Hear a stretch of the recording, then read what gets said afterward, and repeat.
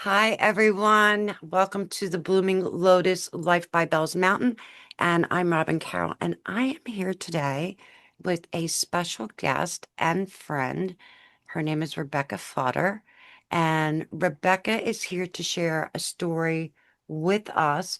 She has well, Rebecca, I think I'm going to let you explain, but she has had quite a journey and one that I can relate to because I've been through some similar things myself. But I was inspired. This all started by a post that I was inspired by Rebecca had shared that was very raw, very real, and very genuine and authentic. And I admired that she showed strength and vulnerability. And I think not enough people embody that or embrace that.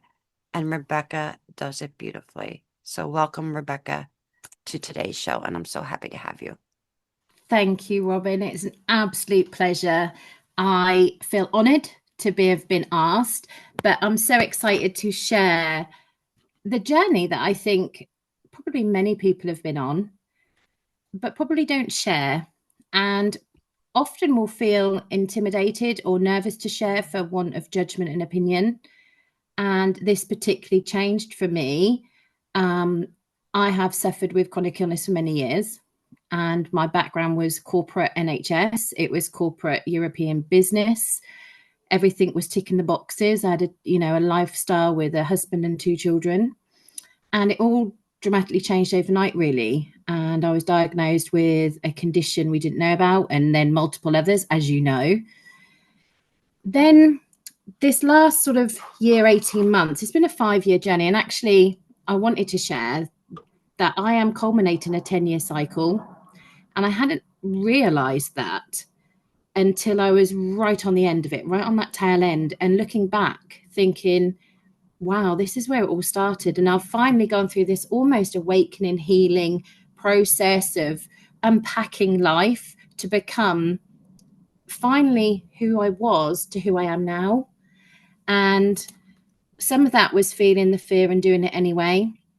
I've worked on personal development for 10 years. And actually, what happened, I lost the love of my life on the 24th of September. Earlier in the year, in August, I had been able to take my children on holiday to Spain for the first time without any carers. Now, this was enormous to us because my children were old enough to care for me and not too young for me to have to care for them and need somebody else. So this was amazing and incredible. And when I came back, it just felt out of sorts. And I think this was where I started to go through that process of, this is a 10-year cycle ending. It's on, it's actually the 13th of November, where it was the culmination of where I moved into this home. And life as I knew it changed massively. So on the 24th of September, I lost Thomas. And we had had a discussion the night before about me really sharing what life was like for somebody with chronic illness and how life had changed over the years, and how you can either choose for it to swallow you up, or you can choose to embrace who you are and it live with you and not you live with it. So I've gently been posting every day and going massively out of my comfort zone.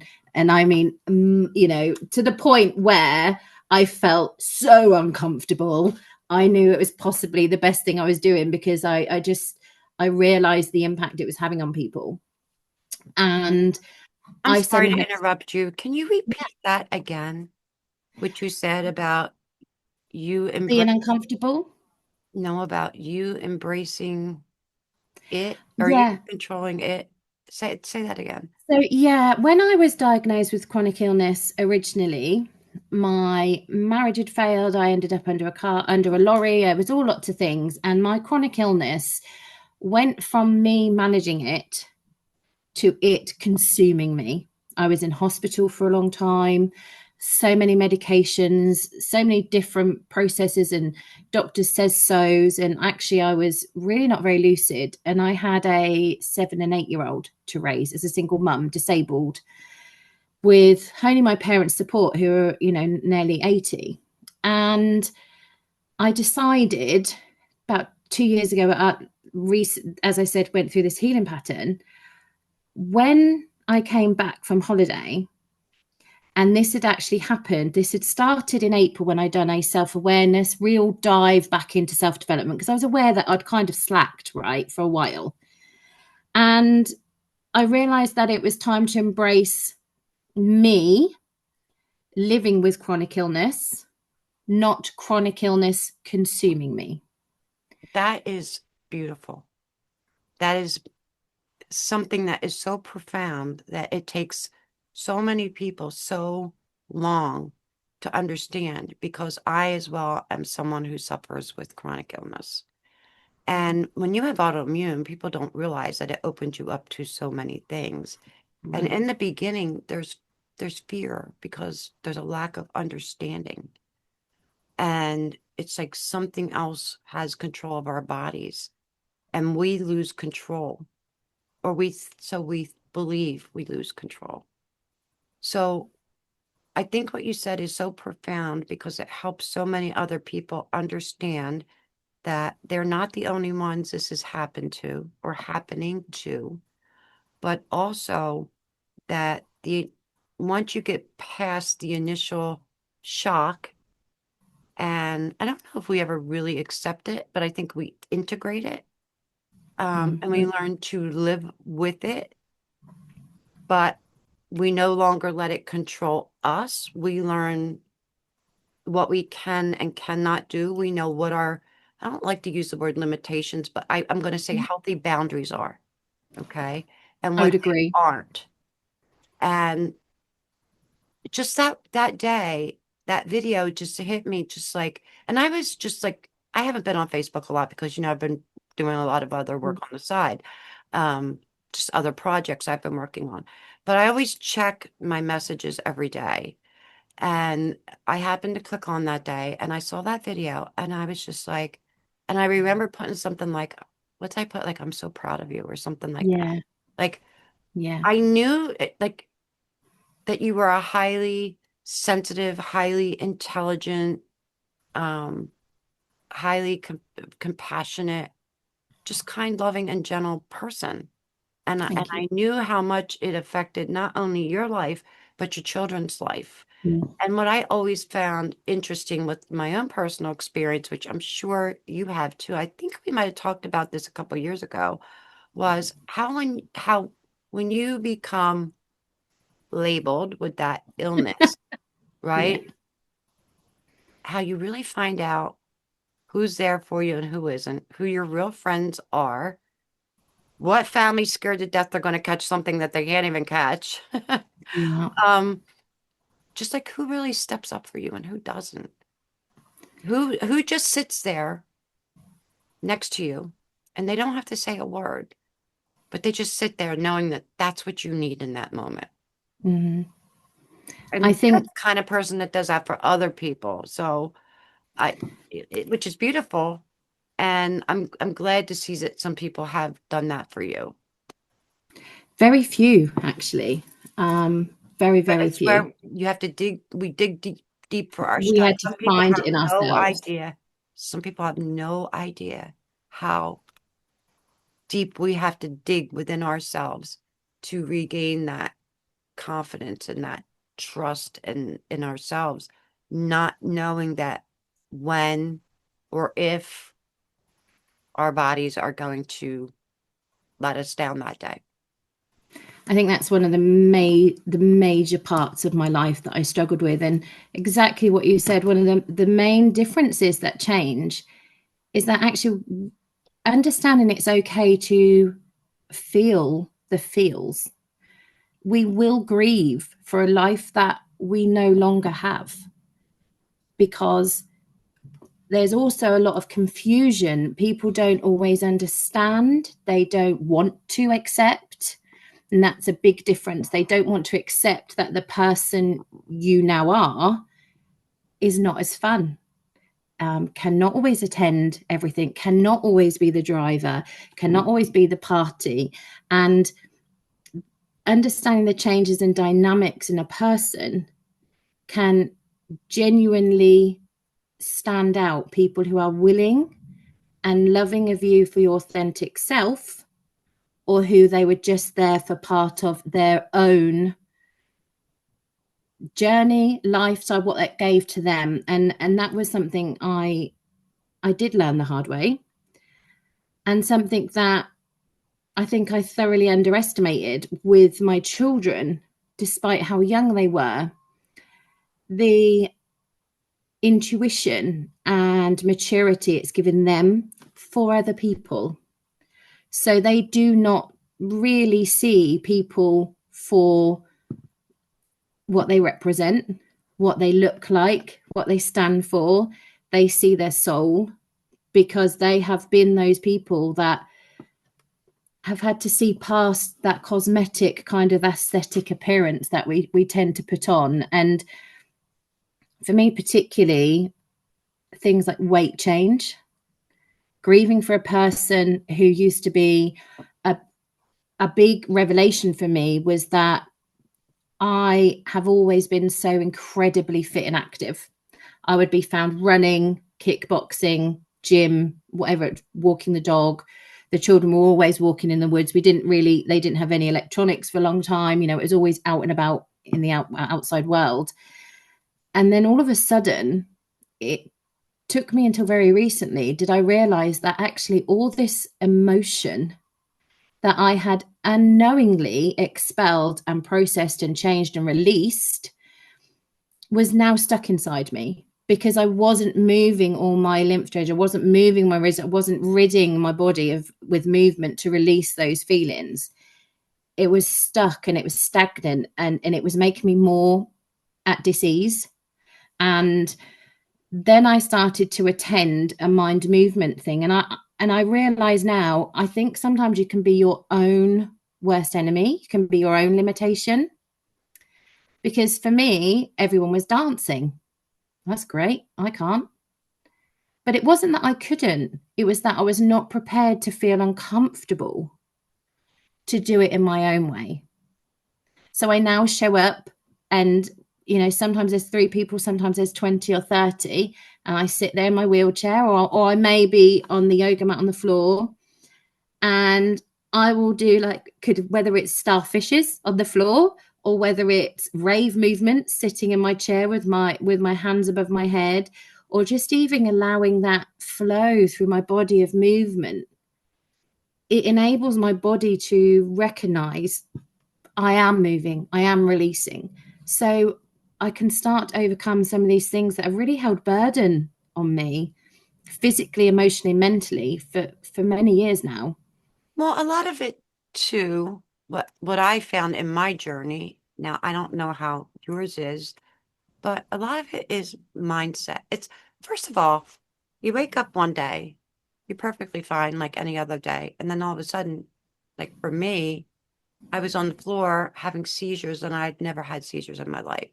Yeah. Uncontrollable seizures, 4, 5, 6 times a day sometimes. Okay. Yeah. That actually caused me bodily harm. Like then I was getting concussions and I was all bruised up. And it was like, like when your life changes overnight and you're not ready for it, um, it's like a death of a part of yourself. Oh gosh, absolutely. So there's grief, and then there's the grief process where Yeah. first you cry and then you get angry and then you feel like the victim. Why me, right? And then you're like, okay, well, why not me? What's so special about me? Oh, well, let me feel sorry for myself for a little while. And then one day it just like I just want to say somebody just takes out the magic wand. There you go. Everybody thinks you should be healed. You're healed now, Rebecca. Oh, Robin, you're better. Let me draw a halo around my head. Right? I know. Yeah. I have to have some humor because I just can't help I myself. think if you don't have humor, you become Oh, even more stagnant. if you don't have humor, you don't survive autoimmune disease. No, Period. no. Like you have to learn to laugh at yourself. You have to learn to accept, like I used to walk with a cane. Like Yeah. people look at me now and they're like, we can't believe all that. Like, yeah, that's true. Like I wish I had video, but I don't. But people who were around me at the time, know it. And they also ran away from me Mm. because, God forbid, they wouldn't want to have to go to the grocery store for me or whatever. Like, you know, you learn how to do a lot of things real quick when you have to. And And in a different way. in a new and different way. And I call it my uniqueness. I had this unique style and relationship with the grocery delivery service. Even with I even had my mailman like would bring my mail to my door when it was ice and snow, which they're not allowed to do. Oh, Um, really? Not here, but back where I Yeah. used to live. But I'm more than capable of getting my mail now, but because I have made It, some progress, but only because we finally have the right cocktail, and I'm not talking liquor. Like, no, and it's a cocktail of life and holistic and mental awareness. And for me, I think with people, it's often the fear of them not understanding how to manage with you, how to still be your friend. So for me, oh, do you need that stick? Well, how are you going to get in with the walker? And now obviously with my chair. And well, so when I went on holiday recently, the airline lost my wheelchair and I was sat on the plane for an hour while all the cleaners come on and they were turning the plane around and they didn't realize that was my legs. I physically could not get off that plane until they found my chair. So my children were in the airport getting the luggage and everything. Luckily, they were 16 and 17 and they were able, but this is why I couldn't do it before. And I think for me, I mean, I remember so my accident happened on the 6th of November. A year later to the day, I snapped my legs. And I remember my postman coming to me, it was summer here, or like autumn, really. And the door was unlocked and my window was open. And I remember going, "Come in, I'm in the bedroom." And he was like, "Okay." And I was like, "Oh, I've broke my leg. Don't worry." And so every I was going to day, say that's a new and different way to get your mail I delivered. know, right? And I think he just knew I was a bit kind of, and interestingly, he'd seen the decline. So every day he used to come in because he understood. He would Right, come in and pop my mail on the side. So when my children come in or my carers come in, they would be able to get them because it wasn't something I was able to just naturally do anymore. I right. naturally am not able to wash my hair myself very often. I will do it out of stubbornness, but often it's a carer. And then you have to get used to, well, I don't really like how you wash my hair. You don't do it the same way as I do it. And there's all these adaptations mentally we have to basically accept because we have no other choice. But it's how we accept them and move forward with it. So are they small wins? Choose your battles in a certain way. So I read constantly. I'm in a book club at the moment. We're reading The Source. And this is a book. There's a book called Heal Your Gut, Heal Your Body. And I love that one. And I've worked out, I've read over 100 books in about 3 years on how to address people, myself, methods of coping, um, my neurological situation. So I have my own language. So something I said to Jack the other day, the bread popper wrapper that makes it hot. And he was like, I can't even think what it's called. It's called, not the oven. What is it? Toaster, the toaster. Toaster. The Oh, toaster. listen, well, thank you because I thought I was having senior moments with my words. I got a concussion last year, and well, wait a minute. It was a year in May, this past May, and I still have like have to Yeah. reach for certain words.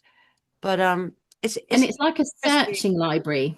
Yeah, isn't it interesting how we have to, in a way, deal with our own. I don't like to use the word issue, changes in our bodies. We're Yeah. learning to accept all these new ways of doing things, this new way of being in this body that has somewhat I don't want to say failed us, but kind of Like not altered cope. changed. It's Yeah. changed, right? All of a sudden our bodies become haunted with something foreign. Um, and on top of it, we have to teach other people how to talk to us, treat us. And it's like, I always say, I don't want special treatment. I wanted to be Yes, treated as normal as possible. possible. Like people go, "Oh, are you okay?" Like I'm not brain damaged. My legs aren't working. You know what I'm saying? Yeah. Okay, well, maybe after the concussion, there might have been a little bit of brain damage. I did actually have damage to the seventh cranial nerve. That's another story. No. But, you know, people, it's like when you're old, people just talk to you louder. Like they automatically think that you're deaf because you're Or older. toddler like. So for me, they're like, "Are you okay? Do you need anything?" I'm like, so I posted something and I said something about they said, "Oh, you don't look sick." And I'm like, "I'm sick, I'm not ugly." Like, it's like I it's love not the that one. same thing. I love that one. And I love when people say, "Oh, you look so pretty. Oh my goodness." And I'm like, "What did I say to you this morning?" It's the first time I had my makeup on in like I can't remember, it's 2 weeks or 4 weeks, right? Like literally, I people have no idea. I was like spray root touch-upping my hair because my shoulder was hurting so bad I couldn't get my arm above my head to dye my hair. And Yeah, so you're lifting it. I didn't want to pay somebody $150 to do my hair. And I'm just like, this is like People just do not realize the smallest things make the difference. So people say to me, "Oh my God, you look so well. What are you doing? What's changed? Like, it's so nice you're not poorly anymore." And I'm like, and actually, one of the biggest things that we learn is that our confidence and our ability to hide our illness becomes really quite scary because the we mask. fake being well all the time. So the other day when I I shared the call it the post, golden mask. The it golden is, mask. That's what I call it, the yeah, golden mask. Um, but really, in a sense, you when we go through this, and I've watched you go through a lot of this mm, in the past, I what I've seen with you is I've seen you go from because we also part of this illness is when you have long-term illness is like the stages of grief. You go through yeah, depression and yeah, feeling sorry for yourself and all of that. But when you get to the point where you realize that all of a sudden you wake up one day and you kind of have this attitude of gratitude and your yes, illness becomes your gift. Where I remember sitting outside and it was summertime and probably late spring, early summer. And I remember just sitting in the chair, and it was a nice sunny day like this, and the flowers were in bloom, and this beautiful butterfly came, and it just floated right by, and it landed on this flower, and then I was just sitting on the chair, and it came right over, and it landed like on my shoulder. mm,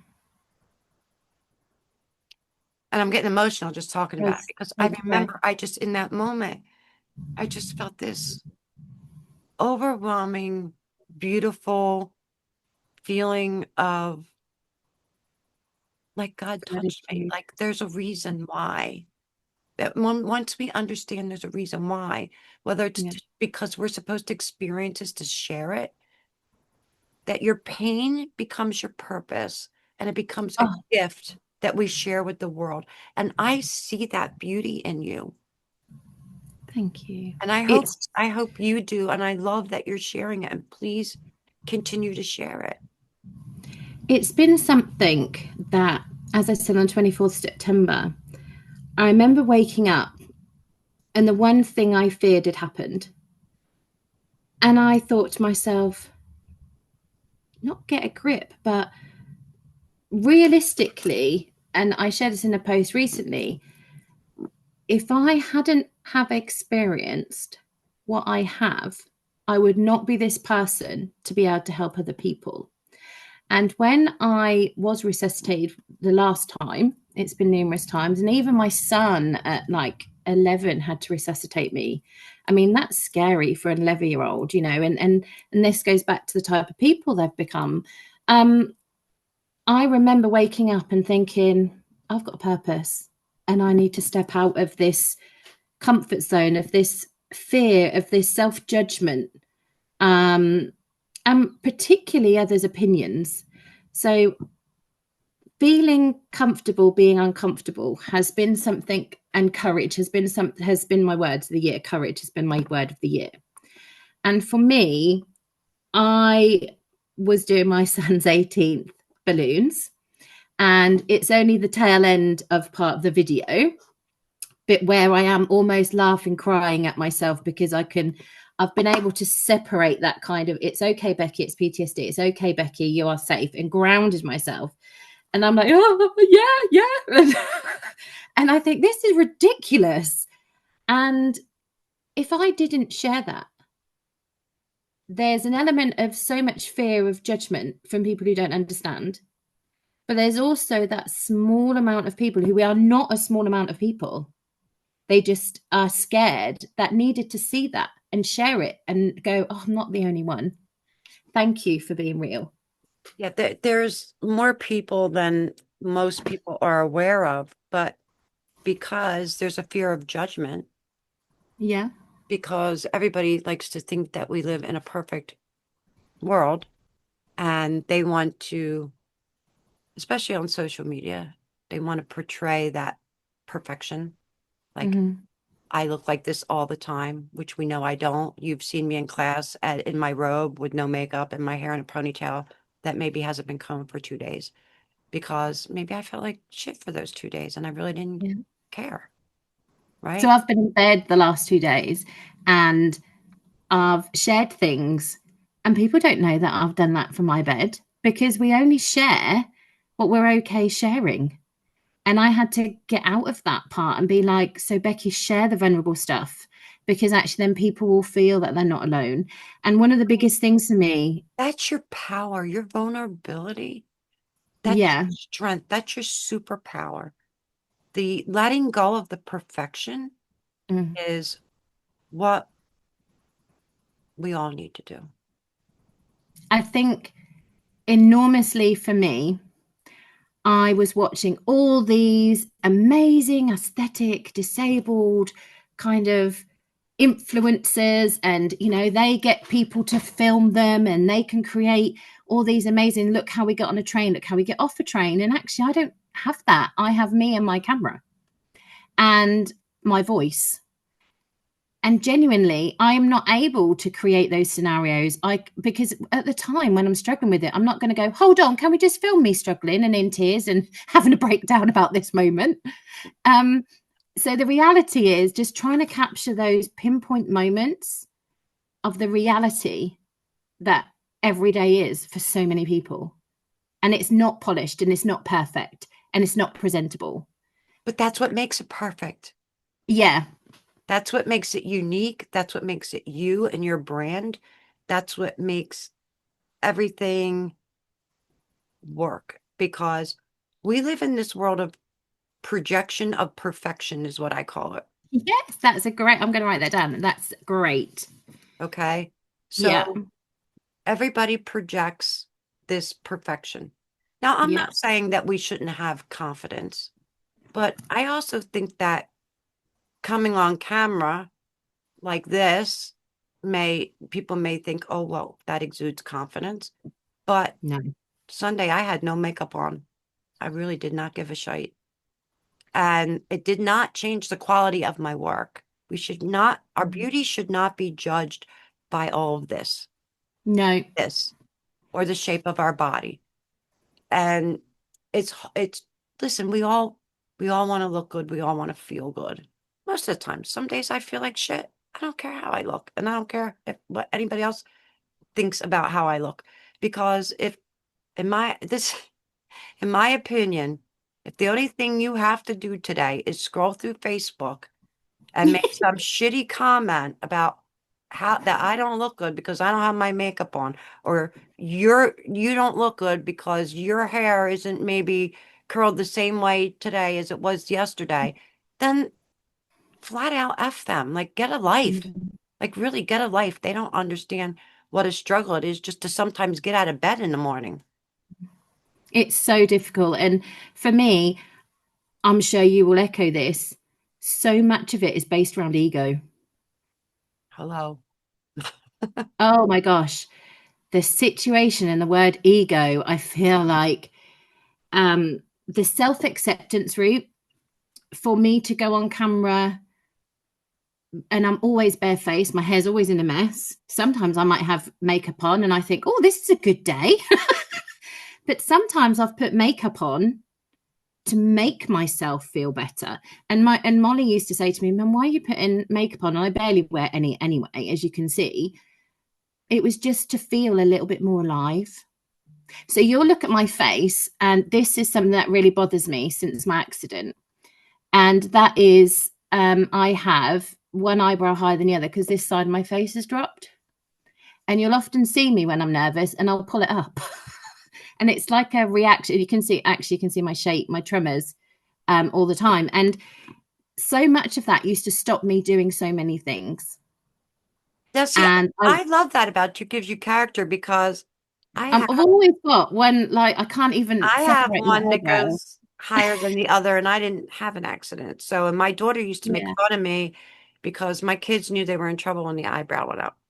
Well, also, I do this thing. I can't even do it individually. There you go. There you go. I do that. That's I it. can't even, yeah. That was the I mean can't mom even. look. That's the And mean it's mom just look. like, that's the, oh no, look. I'm in trouble. She Yeah. knows. Or She knows. Jack will often find me, or Molly is, she's just amazing. And they're both incredible because they now take on all the cooking and everything. I have a cleaner, I have a housekeeper, I have carers. But so that Jack found me the other day and I was trying to do some vegetables and I couldn't reach the worktop. And he said, "Why don't you sit in your chair?" When I was stirring frying some chicken off, I went, "Because the frying pan is this height." So actually, I'm getting spat at from the chicken. So and you're struggling. He goes, "Mum, get out the way because now you're starting to drop everything." And I shared the other day, Jack was making me a cup of tea. I went through to the kitchen and basically got in the way. He dropped the cup of tea, which was boiling hot water and sugar on his leg, which went straight down his shoe. Oh, So then we cleared all of that up. He was sorting his foot out. But me trying to clear up the cup created another 3 mugs falling off and a glass and my 25-year-old Kath Kidson cake stand. And he went, "Just get out of the way, Mum. Just you're not helping." And you just think to yourself, I can't even do that. I can't even mum. let me ask you a question. Did you, because we're sitting here and we're laughing and we're having a sense of humor because we've been going through this like for me, my illness started 2006, 2007. Yeah. Okay. So So it's been my, almost 20 years for me. And people have to understand that it took us a long time to be able to laugh at ourselves. And and people believe us because you exactly. were diagnosed in 2006. However, how long had you managed that in Oh, darkness? I didn't get diagnosed for like 3 or 4 years. Yeah. I walked into one of the best university hospitals on the East Coast of the United States, and they told me I was perfectly fine. And it's like several layers, like layers, stories. And like you walk into like a lobby, and then you have to go up an escalator to the next level. And then because it's an old university hospital and they just keep building and onto it. So it's like Yeah. you could get lost. Like literally, it's like it's a city within itself. Anyway, and I'm like I stand up and all of a sudden like I'm dizzy and the doctor's like, "Are you okay?" And I said I don't feel right. I can't explain. Mm. I don't feel right. And I sat for a couple minutes and then I just got up and left. And as I was walking out, I passed out in the lobby and woke up in the emergency room. Gosh. But for somebody to not believe you for so long, and for us to, I think that's so indicative, so important because It's like, yeah, I like first, we like to throw ourselves on the floor. We have nothing better to do. Like yeah, there's got to be a better way to clean the floor, Rebecca, really. I had a neurologist tell me that I had, um, was I putting on the 40 seizures I'd had? And I was like, really? I really want to dislocate myself and fracture my arm and fracture my jaw and everything uh, for fun. I want my children to see me wet myself and have to come and check because I think I've got nothing better to do. And I worked in the NHS, right? So I was a corporate director and had a great career. So why would I want to throw that away just so I could be ill and misunderstood and misdiagnosed for over 20 years? And I recently went to see someone because after my broke my leg, it continued to be a problem and I had it reconstructed. It's all metal and everything. Both of my legs now cannot be reconstructed because I have a condition called Ehlers-Danlos, which is really not, it's known, but it's very under recognized in the UK. It's better in the US now. And I've been told there's nothing we can do. We don't understand. So the neurologist said to me, we don't understand enough about the brain yet to know what's wrong.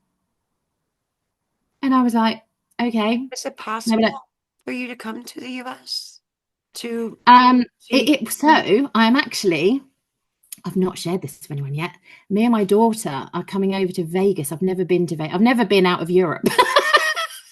And I'm going to 5 days. But as I said to you on my bucket list, I've always wanted to be to Texas, Kentucky, that kind of more, is it seven? I'm so geographically challenged. Please don't ask me. But that kind of culture addresses me more than I'm not interested in New York. I'm not interested in Vegas. I'm not interested in any of that. I'm interested in the outback, the real life stuff.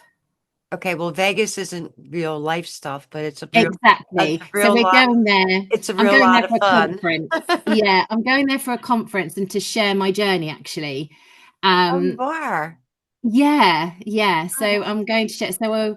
I'm super excited. And also my daughter's coming because she's going to be my carer because she'll be 17, so she'll be able to help me. And she's incredible. so when are you going to be there? In April. I think it's the 7th of April. Well, I might be able to fly out there and meet you. Oh my God, that's given me shivers and goose pimples. We'll And talk it about was, that later off camera. yeah, we will. But it's literally something that this time last year, I would never have seen as the possibility ever because I didn't believe in myself enough. I didn't trust myself enough to know that I could cope with my illness, that my daughter would cope with my illness and would be able to explain that to people because people do not get chronic health. They do not get immunosuppressed people and No, they don't understand the dynamics and simple things that can create such illness and ricocheted problems from doing one simple thing that's not even wrong. It's just we're so misunderstood and ignored pretty much. I mean, dis, there's unfortunately there's labels for everything. Mm, Disability does not mean inability. There's no. always we just learn, and it takes a while because in the beginning we're in denial or we fight it. Like I was similar Yeah. to you. I had a really good job with um the government. Like I don't really want to get into that right now, No, but no, no, no. I was the same. I'm it was like, different. this It is was what I different. done. It was different back then. But same thing. I had a really good job. Mm. And I loved my job. And um, I gave up a lot of income. It changed my life changed in so many ways. Oh The my God, financial income. burdens, and how are you going to pay the bills? And now my kids luckily were grown and out of the house, so I didn't have to worry about that. However, they had moved far away. And it wasn't their job to come back and disrupt their whole lives and take care of me. As a matter of fact, my daughter lives in Vegas. Um, No, well, I'm terrified. now she lives further towards like close to the Montana border, but she still works in Yes. Vegas. Yeah. I have a Commute- friend who lives in Montana. Montana has the most beautiful, s- clear, Yeah. Wyoming, like that part of our country, like you've never seen stars in the world like you see there. Like I have to honestly Yeah. say, not because it's the United States, but because it's just beautiful. And you have to visit the Grand Canyon. Like that you have to do. I do Um, have that. There's and just you so could do the many. My dad, helicopter tour and then you don't have to worry about your chair. Well, my dad's actually American. We just don't know his dad. So it's like, for me, I feel like I want to know heritage. Oh, I didn't know your dad was American. Yeah. So he doesn't, he was a war baby. And yeah, so he's American. We don't, and the thing is now he doesn't want to destabilize anything with his dad and family Right. because, you know, dad's nearly 80 and we don't want to disrupt any kind of other stable family situations. And but it does intrigue me. I think that's why I'm so interested in, I would love to, something that's on my bucket list, and maybe we could think about it, is I would love to tour as a chronic illness person. And that is something that so my cousin travels all the time as a blogger. And because basically he was wasting money. And I said to him, stop wasting your money, save for a month and go and travel, see the world. And he's done that. And 10 years later, he's still doing that. Oh, um, you have your daughter with you. Document your journey. Exactly. And that's what she said. And she's now at an age, Molly's now at an age where she can really feel proud. Like that was something I think a lot of people struggle Do with too, you my friend particularly. do you have the handicap laws in um England like we do? Like there have to be so many handicap accessible doorways and restrooms and We are even getting when you stay better. in hotels, when you book No, your room, you ask for a handicap room, they'll have lower sinks, things that'll be more accessible for you. Make sure we you let do them have know. them. Whether they are accessible and whether they're available is a different question. So a number of times, and I was just part of a survey recently where how many times have you been to a disabled toilet and it's a stock room or there's rubbish in it or you can't actually get to it for equipment? And that happens all the time. So a disabled area will become a stock room. A accessible room will not be used or kept up to date and things like that. So we are getting better. But The for R's example, I are love, in with the regular um no, we have a, ladies room, but it's like a we have a larger stall. disability. Yeah, we have a disability minister.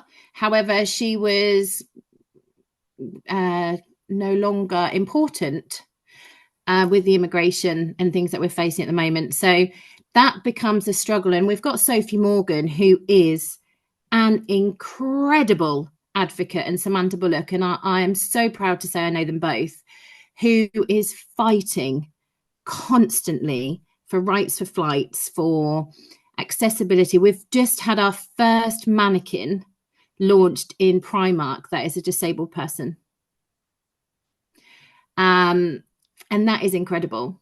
That Sophie designed it, and it is just amazing. And Samantha is a Paralympian and she does fashion shows. And I was supposed to be on the fashion show with her in London Fashion Week, but I was poorly. I was on nebulizers and in hospital. And she creates clothing that's adaptive for wheelchairs, but that is so rare. And it's not just wheelchairs. It's so a lot of my problem is neurological. So the message. So I have cerebellum ataxia. So my messages basically. Well, a lot of people will know this. The messages from my brain don't get to my specific limb in time. And so trying to undo a button or trying to do up a zip, trying to pick up a pen and write. So I'm a fountain pen writer. One of my biggest things was writing, and now I struggle with that because I drop my pen or I dislocate my finger. And so many people listening to this will relate because there's so much unknown. Right. It's not just you can't Like walk. I've changed pens. I used to write with the real skinny pens. My Yeah. pen is now fatter and it has to have the rubber grip. Agree. I have the issues with the Arthritis. Yeah. fine motor skills as well. So I can relate to that. And for some people, like, do you have to use weighted utensils? Yes. Weighted blankets are great for anxiety. Right. And people don't Um, understand all these things that come. And so to open something like this, I would usually have to have they're like a sticky mat. right, like a Put rubber them mat on to kind get of, a yeah. grip. Or you can get tools my friend's only got one arm, so he has to have so Sam, bless her, put out a tin for him to open for his tea, but he couldn't open it because he didn't have an electric A tin opener, Oh, because you need two hands. yeah. And they're just things that people, so one of the things for me is access. So shampoo bottles, opening the lids, they're the things that people are not thinking about, which actually prototypes could change the world. Like just somebody. And there's so many things when you get good heads together can create real change. Right. I want to say this too, but another thing that I admire about you and your children, because you said something that, and just in passing quick earlier when we were talking, something about, oh, you felt like you couldn't even be a proper mom. Yeah. I think you have wonderful children. I think you've been probably a better mother than most mothers. Um, because your ability to carry compassion and to have patience, you need to think, you've really done like almost a complete 360 from when we first met. And you've always been a kind and wonderful person. But I'm talking about your mindset, because you are no longer a victim. You're Oh, someone out absolutely. there changing the world, looking for solutions, and helping other people to find the solutions that they need. And you have inspired your children, taught them patience and compassion. And how are they doing?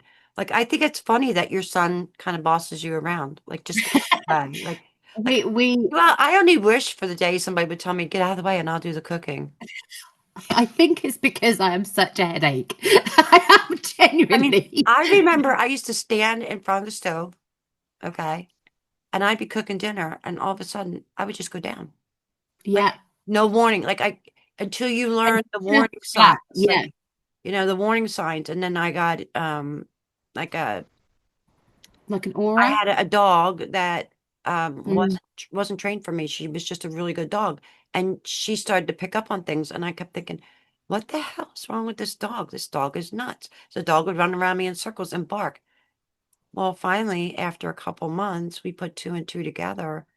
Every time the dog started running around me in circles, I learned You to sit recognize. down because the dog was sensing my seizures coming before I could even feel them. It's so true. So I have Pebbles and I have a Pumbaa. So Pumbaa is just very eclectic. We'll say eclectic. He's definitely different, bless him. But He's Pebbles my is maverick. amazing. He's definitely different. They're definitely polar opposites. And so my daughter is pre-diabetic and they will pick up on the sense. And this was something both Jack and Molly do. I mean, I am incredibly grateful, in awe of my children, their their ability and how they have adapted their lives and created such wonderment for their friends and understanding to even strangers, to just knowing and picking up on people's energy of knowing things are not okay with someone. And I will be somewhere and I will think I'm absolutely fine. And my mum and my dad particularly, and Jack and Molly will go, I can see you need to sit down. No, come on, you've got to go to bed. No, I can see it coming. And it's like an energy they feel, and it will be too much. So I know I'll come off this call and Jack will go, you need to take your tablets and you need to rest because I know you're not okay, because this will exhaust me. And he will not allow anything. So then Molly will come in and go, I don't want you anywhere. Just go and sit down out of my way and she'll bring me dinner. Whether I want it or not, she will make sure it's something I can eat. So the other day I was having a fatigue day and I was not even when I talk about fatigue, I cannot even speak. I'm not lucid, I'm usually hallucinating. Um, I've got no cognitive function, no urinary or anything function going on. And Molly came through and was like, here's your protein shake. Sit up, mum. I need to help you eat some eggs. And she would help me. And then it will be a process of then it's okay, you're at home. It's okay, Jack and Molly, we're here. Pebbles is here, look, stroke him. And it's like a ground, and then I can come through it.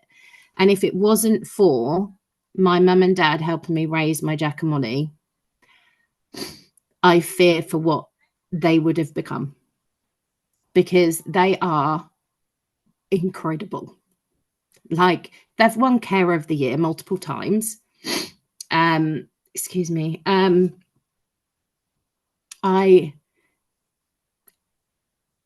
would not be here without them. I am in awe of their kindness, their patience, their non-judging, not just of myself, but of other people. So they're aware when they're out to help somebody, but they're also aware not to belittle or intimidate. And they will approach appropriately or just do something without thinking, as if it's just a piece of kindness. And it goes so far for something so little. Pebbles is amazing, but he will always sit in the same position, which is not helpful because actually it gets in the way. But he's like, I am sitting here because mum needs me, and until someone takes any like notice of me, I am not moving. And often I'll have fitted and he's sitting on me and he gets like, they've said, he's gone flying because Jack and Molly came home, it was probably June time, and I'd refractured my leg, which isn't normal, it's quite a regular occurrence. And I was having a seizure. And Jack had brought a friend home. They'd been out, I think, playing golf, and he'd brought a friend home. And his friend reaction or perspective of the situation was, I've never seen Jack like that. He just changed.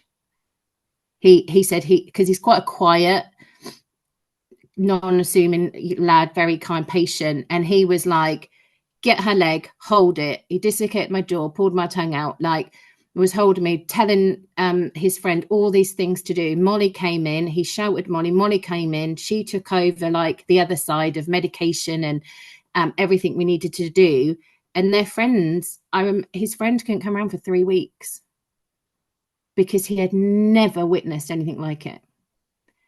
And then to them, it was just You probably money. scared them. Yeah, you probably Yeah. scared them. Yeah, they're And not when we got on the plane, he came on holiday with us and he said to us, he went, this is humiliating. And Molly said, she went, this has been really good this year. This has been amazing. And it was just those two perspectives of something that was completely different. So he felt, God, this is so embarrassing. This is intimidating. This is humiliating. She was like, wow, they've done really well this time of the same experience. right. Right. Well, it's all in perspective, right? It's what I It said is. before. It's mindset. It's a matter of perspective, and everybody's so multifaceted. What facet Yeah. are we looking through? So everyone looks through a different facet and sees something from a different perspective. But I think that you should be proud of you, proud of your Thank children. Um, your growth is unbelievable. you. I hope your health continues to improve. And Thank you. I want to say that I made some notes, and you talked about self-acceptance. And in the beginning of the year, when I did the astrology for the beginning of the year, I had said that this was going to be a year that we would need um, to have unbelievable faith and trust in the unseen and the unknown. And I see that in you. And I think that's beautiful, that you've embodied that radical self-acceptance, no matter what it is, and that you know how to, make lemonades out of lemon, and that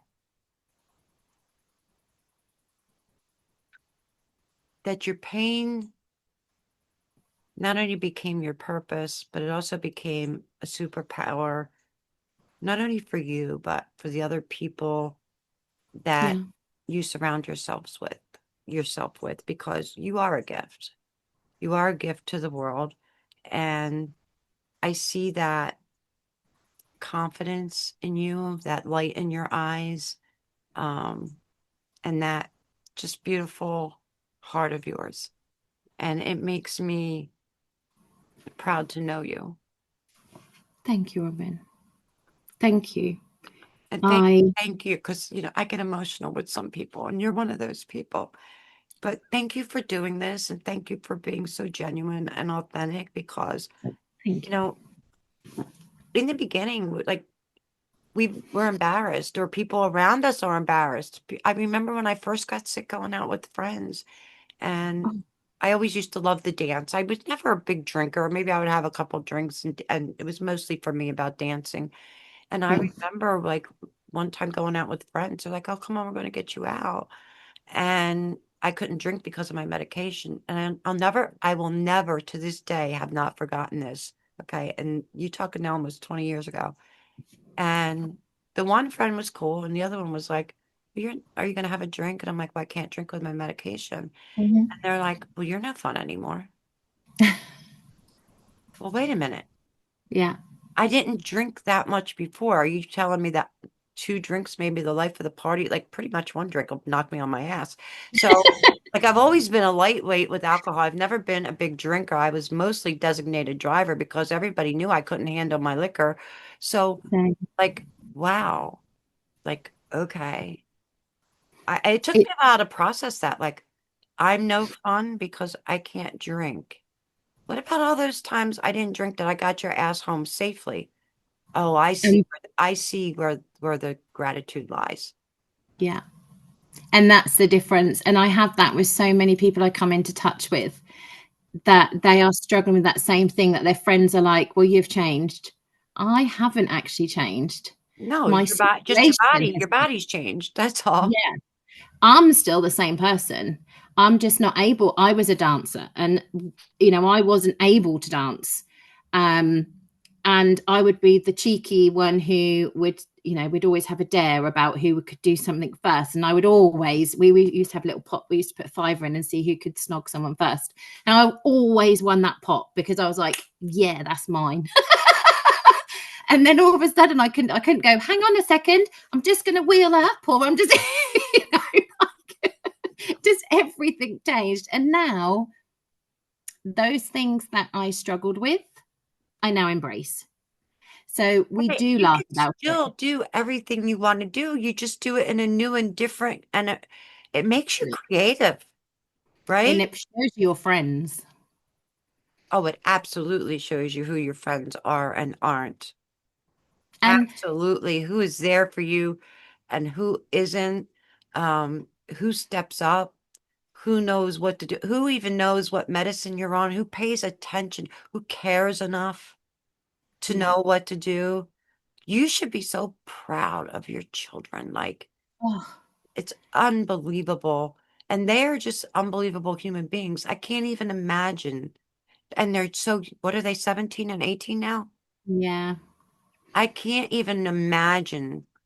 They're 17 and 18, and they're just Their really life. beginning their life. How much beauty and magic and compassion and love and understanding are they going to bring to this Mhm. world? Look at the magic they already have. How much more? Like, I always have this thing, like, try to find just a little bit of magic in every day, no matter what it is. I'm the same. Every day you can find magic and gratitude. No matter how hard the day is, there is something.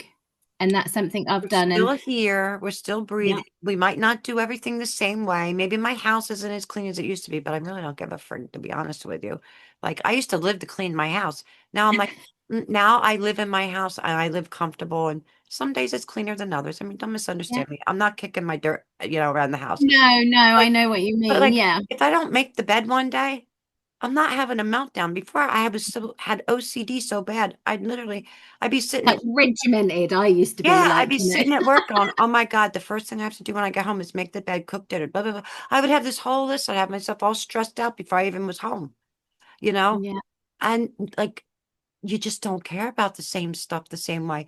You really, really learn what is important and what isn't.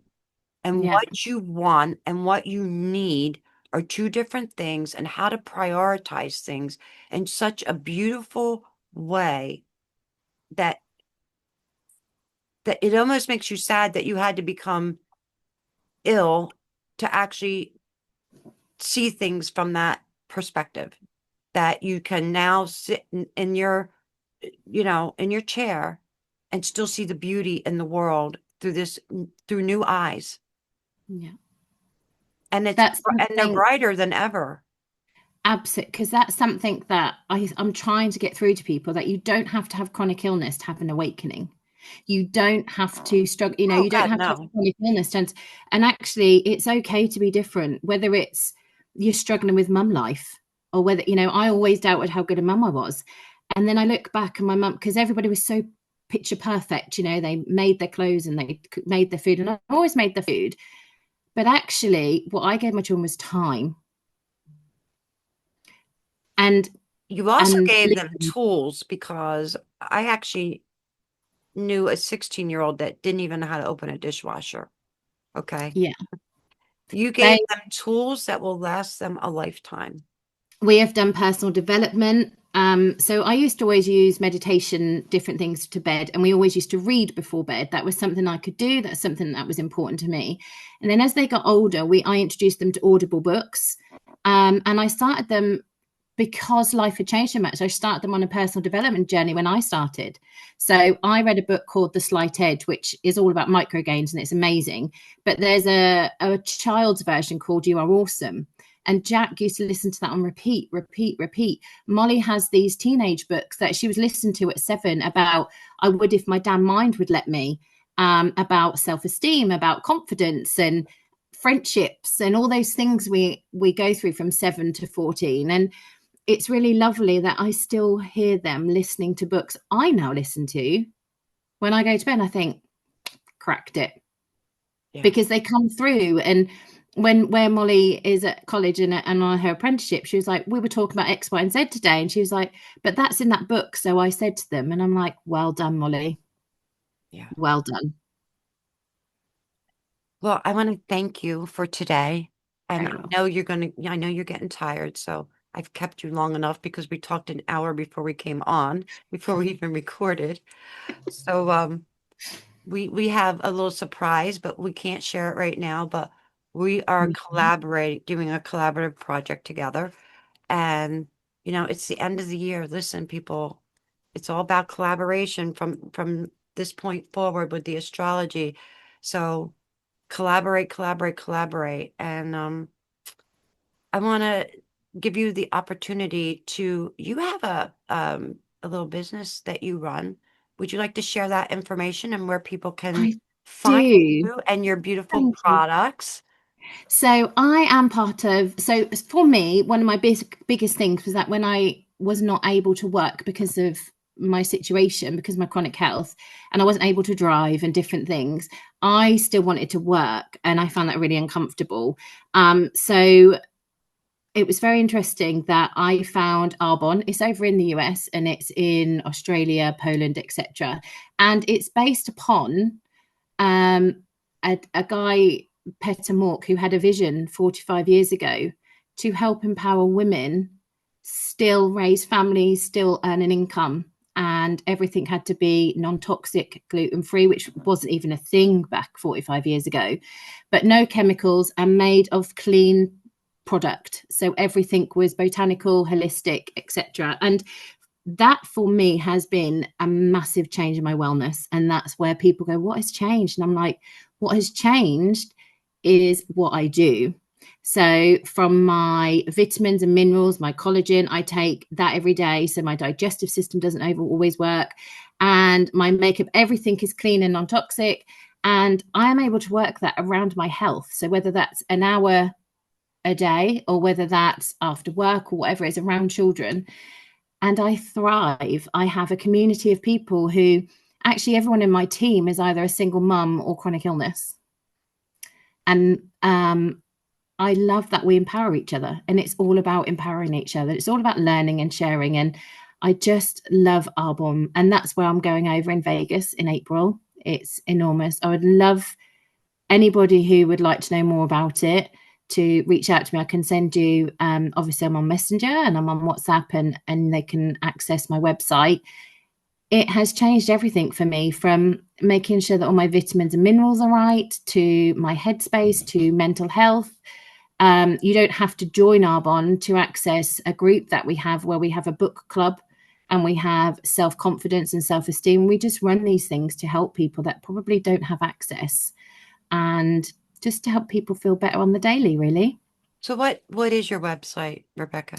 It is arbonne.co.uk, and it's Rebecca Futter. And you'll be able to look me up. I can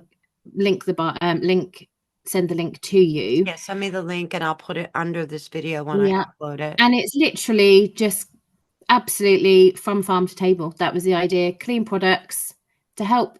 He had a single mum to four. He was one of four of a single mum. She had 3 jobs and he wanted to create change in the world. So he did. So these are all holistic health products, which you and They I are, are really big into holistic health and self. they are indeed. So, I mean, these are the eye masks, and this here. So even this bottle is BPA free. So there's nothing in here that can cause you any harm. And then this drink in here is full of electrolytes and B vitamins. So most people are B12 deficient. And so I done lots of nutrition and understanding to help my wellness. And whether you are poorly or not, even if if I'd had this in my corporate job, I wouldn't have been so stressed. The cortisol would have been managed. All the different collagen and B12 and turmeric and all those things that we're now starting to know that are sort of now not being shadow banned and things are really amazing.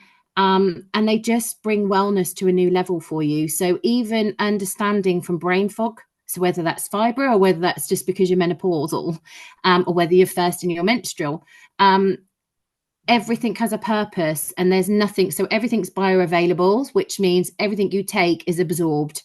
We don't have any wastage. And I build a business from this because the reason I use this as a vehicle really is so that I can then empower and help other people who feel lost, struggled, lost their identity, mostly are menopausal or young uni people. So people who are at college or university and they're looking for an income, but they're trying really hard on their studies. And you just use the products and share them, and they make a difference, and you become your own advert really. So my skincare, because I work from inside out, and then I'm just trying to think of everything. So even kind of these biotic sticks, these were created for kids. Okay. And they just literally taste like sherbet. You take one a day and it's their pre and probiotics. Okay. So now do they have products for men as well? They do.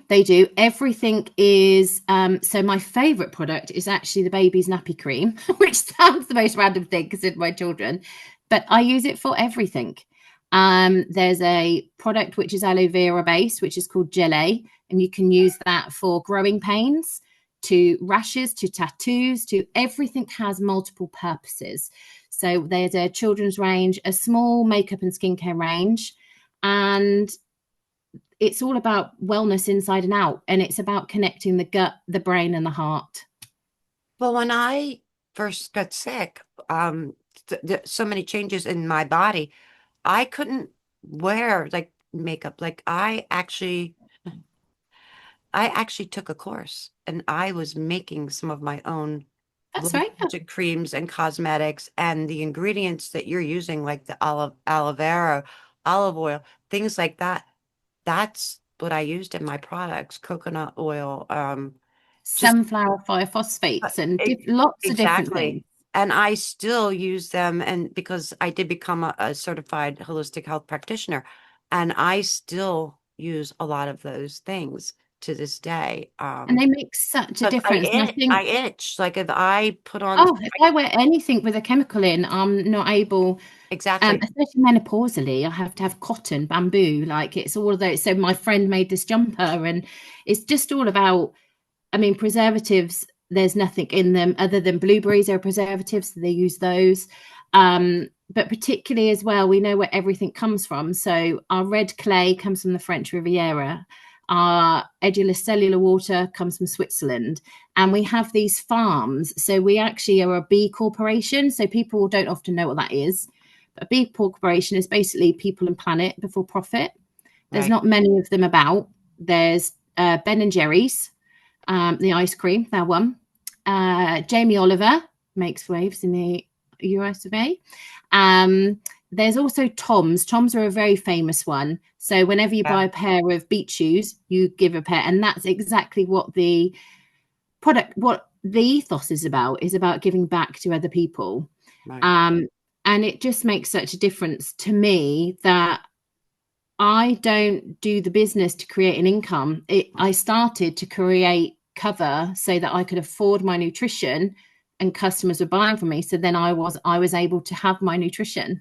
And then it just continued to build, and then people were like, well, what do you do? And then I would share the self-esteem, and I would share things that you've done. And then it's just like a portal to create differences and changes that I wouldn't have been able to do if I hadn't have looked at Arbonne. And it is incredible. I mean, there are so many GPs, medical specialists, physios, nutritionists, everything from teachers to stay-at-home mums. It's just amazing to see, and it's always a great thing to give to other people. So one of the best things, the children have always given fizz sticks because they are really well known for being all your B vitamins, including B6 and 12. And we know that helps us. Our collagen and hyaluronic acid, all these buzzwords we could say. It's just about good products making you feel better. Because I used to say to the children, eat rubbish, feel rubbish. And that's kind of the ethos, really. And everything we do comes from the inside out. Absolutely. And our skin is our The way biggest we look, organ. our skin, the way we feel, like when you glow on the outside, and you take off your makeup and you still glow. And I've seen you without any makeup and you still glow.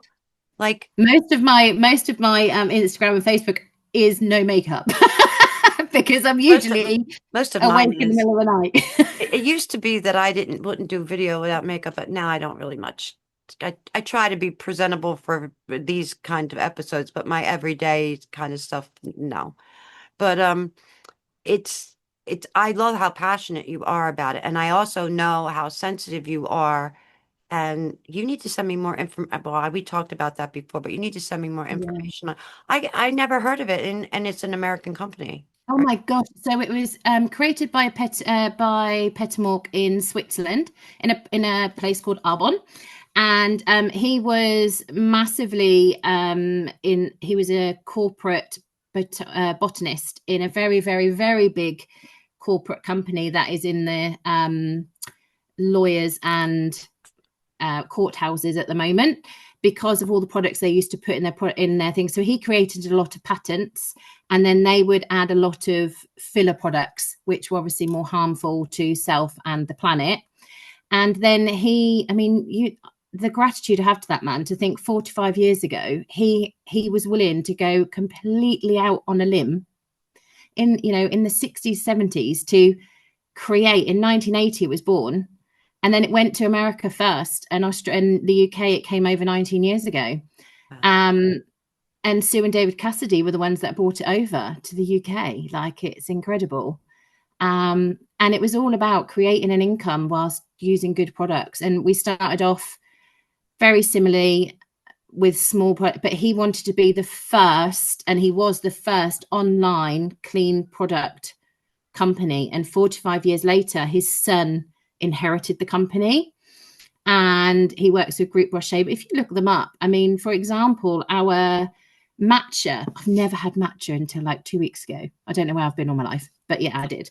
It has MCT oil in it, which is magnesium chloramine triglycerides. Right. Triglycerides. And yeah, so obviously we cannot absorb, as a menopause or a premenstrual person or a guy in certain, whatever it is, we cannot absorb unless our vitamin D, magnesium and zinc are all in line, whether we're taking enough stabilized vitamin C. Well, we work with a Japanese farm that grows it themselves. So what we do is we give back. It's called the Flourish Foundation. And what we do is they create, they grow, they sow, and then they reap, and then they send it, and it's manufactured. So actually that's creating an income for areas where there's more poverty or deprivation, etc., with our shea butter. And it's just nice to see the difference it makes. It's not just a product, and you're paying for 100% of product, not 10 to 20%. I love that when companies give back like that because Yeah. I make my shea butter creams and stuff like that, like the whipped body butters or Oh, whatever. wow. I buy mine actually comes from Africa. I can't remember the name. I have to look it up. But it's a small group. It's a Yeah. black female owned company. Oh, so same as Arbonne. It's a black female owned village community type thing. It's a black female owned village community based business. Yeah. And the money that they make helps educate That's exactly the same. young black Yes. girls, Yes. African girls, and I love and I support them. And yeah, does it cost a little bit more? Yeah, but I have to say, I have never seen such a pure product in my entire life. Exactly. And it's just like when it goes into your skin, it's just amazing and it feels like silk. So I understand like certain things, and like I just think with people, neither one of us are rich. It's not like we oh can gosh, no, like no. most And of the actually, I time started on I'm lucky if benefit. I break even, because Yeah. I like my stuff. But And I started on benefits, and that was the whole purpose. That I'd never been on benefits in my life. I'd bought my first home at 18, and then I ended up disabled single mum on benefits in a council home, and that was what I wanted to change. That I then created an income for myself, and also to show the children, no matter what, I showed up. No matter what was in my way, we find a way. If the like Dolly Parton said, if the road is blocked, build a new one. that's right. That's right. And I think that for me was, and I remember when my friend first said to me, and I was like, how much for like baby wash? And then she explained it to me and was like, well, how much do you spend at the moment? I was like, well, I spend, it's 150 for etc. I buy that every week. And she was like, so you go through it every week? I was like, yeah.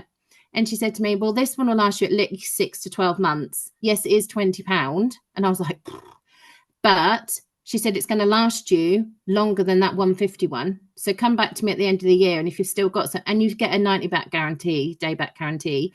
And my children's eczema was gone, their skin was smooth, everything was in it, like dandelion, aloe vera, like everything. And I'm just like, why was I even questioning this? Because at the time, £20 is a lot. But when I looked, I was spending sort of £60 a year instead of £20 to £40 a year. It made sense. But Right. it's just that first kind of explanation. And yeah, oh, Molly made me laugh today. I will tell you, because Molly is definitely a hair girl. And she come through, she went, you know why my hair feels so soft today? I said, what is that, Dad? She went, you have Arbonne shampoo and you didn't tell me. And I was like, and I said, oh yeah, did you use that? She went, yes. And I was like, it was like I'd done something Did she give wrong. you the flip? Yeah, she was like, you can straighten my hair now. But it just, I went, oh, Molly, I wish I'd recorded you, because it was just so funny, because she was like, That would have been such a great I know, advertisement, what an advert. Yeah. especially when it comes from a kid like that, and it's so natural, and they put on that, they act like that at Like, home, you know, right? Like they would never act like that. Like if she knew she was being recorded, she would have probably never oh done it. gosh, no. But it just made me die, because I was like, oh, Molly, you are so funny. And she was like, well, you've kept that hidden. Yes, I have actually. Well, listen, I think we're all guilty of hiding a little something, something from our daughters every Yeah, once in a while. definitely. I used to think, God, will I ever have my own mascara back again? Like, Oh gosh, I when I was putting my makeup on just before here, I had to go get it out of her room. Like, we share our mascara, we share. So this is our cream. We share our cream. Like, yeah, and but you she shouldn't went be to her sharing dad. mascara. I got an eye infection from my I daughter using know. my mascara before.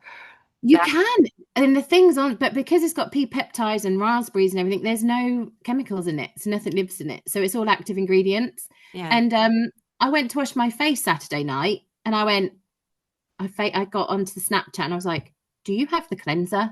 And she went, "Yeah." And I was like, Oh, but love. at least, and it was funny because Jack turned 18, and his girlfriend said, you like, a certain brand, etc. And he went, no, I don't need that, because I use Mum's. It's like tiny little bottle thing. What is it, Mum? You know, the Arbonne stuff. I was like, oh yes, Abby, I'm sorry, but they only. You have walking, talking commercials right in your house. Like you should just set up video all over that, like little video I do cameras. think if I done a fly on a wall documentary, I think it could go viral with what's said and happens in this home. Oh, please. I totally get that one. I can only imagine. I remember what used to go on in my house. Yeah, exactly. Um, Everything has to do with love and finding joy in the little moments and Oh, allowing thank you. yourself grace and taking care of yourself and not Yeah. feeling selfish for putting yourself first. And And it's let not other selfish. and learning to let other people help you because for me that was Gosh, that's hard but important. yeah, learning to Yeah. ask for help and learning to allow other to let other people help you And because sometimes that's a gift for someone else to be able to help you because they might want to but not know how to. exactly. And tell them what you need, Yeah. you know? Communication. Exactly. It's a key. So, We learned all these wonderful things the hard way. well, didn't we just? We're Thank you. special. We're special. Thank you so much. I know Thank you you. have to be exhausted. I'm actually getting tired myself, I but am. I love you. I absolutely adore you. Thank you for the gift of your presence and your Thank you. time. That means so much because I know how valuable that is to you and how much energy that it requires for me. So I know how much more it Thank, requires for you. So thank you. thank you. I mean, I really appreciate you. I And we really, will really do follow appreciate up. you. And please just send me a messenger your I will. information so that I can share it under this video. I And will. I love to share, I love to share holistic and organic products, especially Thank ones you. from people that I have faith and trust in. And I'm actually interested in it for myself. So Yeah, it's wonderful. And I'm actually now in the next level. So it's super lovely because it's just an organic growth. I don't do any reach outs or anything. It's just an attraction where this is what I use. Would you like, and that's what I like about it. It's just natural organic goodness. like you. Thank you. Thank you so much. I value and appreciate your time, your love, and I Thank really am excited about the times to come. Thank you so much. I appreciate you. And for everyone watching, thank you for your time. Please remember to subscribe and like and follow our channel. And we look forward to seeing you again soon. Definitely. Take care, Lots of everyone. love. Bye. Namaste.